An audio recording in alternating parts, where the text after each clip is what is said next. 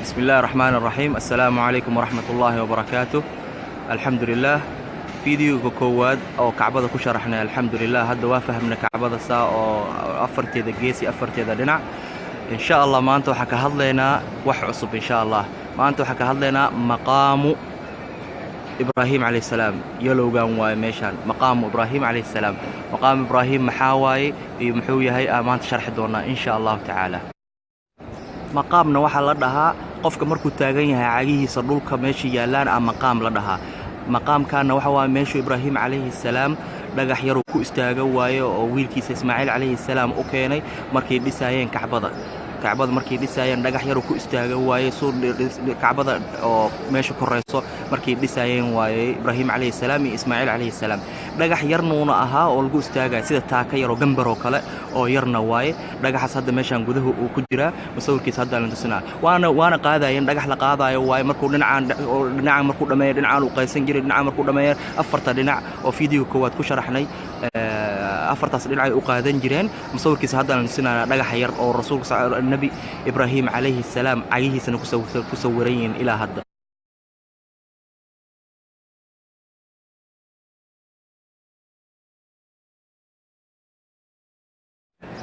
اوكي dhagaxaas muxuu taraa hadda muxuu faa'iido leeyahay muxuu afarkiisa yahay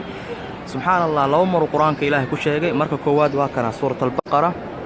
wa ij'alna al-bayta mathabatan lin-nasi wa amna wattakhidhu min maqami ibrahima musalla.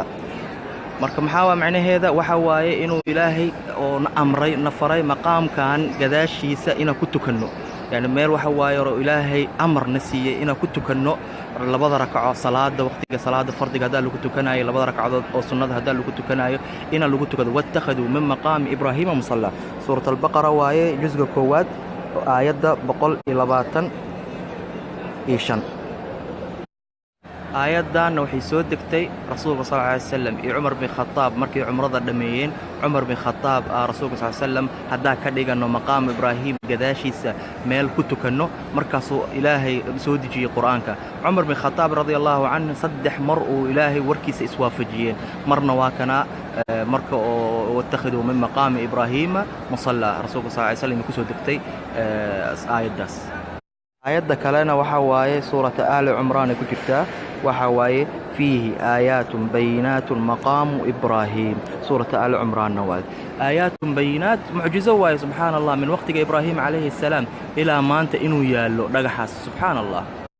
معجزات كذا وحواي إنو إلهي قفول وحول بفوضيناي دقح لوجها نبي إبراهيم أو كصور مو دقح نفتر كيس إنه إلهي أجلعيه مركا نعمة هو سبحان الله قفك إيمان كيس هدو أدقي هاي إنه إلهي وحول بفوضيناي دقح ألوجلعيه نبي إبراهيم عليه السلام ولوجه سا واضح كره هذا مركا معجزة كوادنا وحوا إنه لوجها إبراهيم عليه السلام إلى ما أنت يالان. معجزة كلنا وحوا سبحان الله لوجها أول فريق واضح أهاين لكن dadka si u titiran jireen laana awal meel kafar ma ku jirin banaanku iska yaala marka dadka si u titiran jireen faraha ka titireen rasuulka sallallahu alayhi wasallam nabi muhammad lugihiisa iyo lugaha nabi ibraahim waa isku ekaayeen hadda xadiis rasuulka sallallahu alayhi wasallam ku jiro bukhari ana ugu egu dhahay ibraahim alayhi salam nabi ibraahim laana awowgiisa waa rasuulka sallallahu alayhi wasallam markuu aftirsado nabi wuxuu gali jiray ismaaciil ibn ibraahim alayhi salam waa awowgiisa waaye nabi ibraahim alayhi salam. معجزة لبعضنا وحواي إنه إلهي حفظي إلى هذا وح نبي إبراهيم عليه السلام وقت جيسها إلى ما أنت إنه يالو أيضا معجزة واي أو إلهي حفظي إلى هذا أو وقت جينا سوقرنا إذا كان قدم بيان أركضونا إلى قيام الساعة.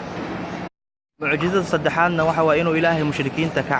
كحفظي لأنه مشركين تدقحياشي عابد جيرين وحيال أو عقل قل جيرين يعبد جيرين مرك إلهي إنه كحفظ مشركين تإني عابدين أو دقحاس إلهي يعني إلهي إني كدقانين وأيضا وحوا معجزة إلى ما أنت سبحان الله قف عابد ملا دقحاس. هذا الحمد لله وافهني آياتك كسو دكتي معناها مقام إبراهيم هذا وحد من بوسكيس انتو كيال جري ماشو هذا كيالو واكن meesha ku yaali jireen wuxuu ku yaali jiray meesha dhagaxa Kacbada ku dhagan 8 dhagaxood meesha ku aadanaan jirtay oo fiidiyogan ka horeeyay oo ku sharaxna Kacbada 8 dhagaxood hortiisa ay ku taali jirtay waqtiga rasuulka sallallahu alayhi wasallam iyo waqtiga Abu Bakr as-Siddiq waqtiga Umar bin Khattab sanadka 17 hijriga sanadkaas roob badan aaday markaasoo biyo badan xaramka qaateen markaasuu dhagaxa booskiisa ka dhaqaaqay waana la isku haystaa rasuulka sallallahu alayhi wasallam inuu booskan hadda anaka oo naqaano inuu asaga ka dhigay inuu Umar bin Khattab booskan ka soo dhigay laakiin anaka waxa hubnaa inuu Umar bin Khattab sanadka 17ka seel Umunahshal imaaday Umunahshal waxa waaye islaan ku dhimatay roobkaas loogu baxshay inuu meeshan ku soo celiyay booskiisa oo culimada Makka inuu weydiiyay booskiisa oo la xisaabay markaas booskiisa hadda naqaano oo laga dhigay maqaamu Ibrahim Umar bin Khattab waqtigiisa waxa ka dambeeyana dhismo weyn laga dhigay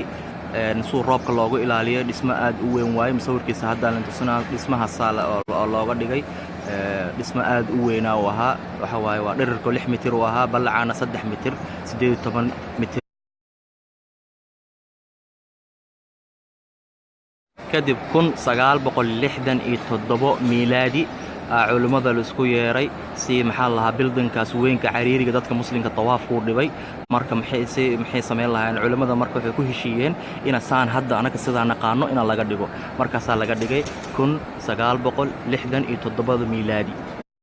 kadibna waxa la dayactiray 1997 laga dhigay sidoo hadda muraayad qurux badan la dhaxgeliyay oo si fiican loogu jeedo qoraxdan wax ka tareenin oo haduu maxaa lahaa muraayad qofkii jibinayna oo muraayada jabeenin laga dhigay 1997 ilaa maantana sidiisana waay hadda waa fahanaa alxamdulillah waayahay hadda imaano maxaa sameeynaa maxaan laga rabaa inaan sameeyno horta in lagu tirtirto in la shumiyo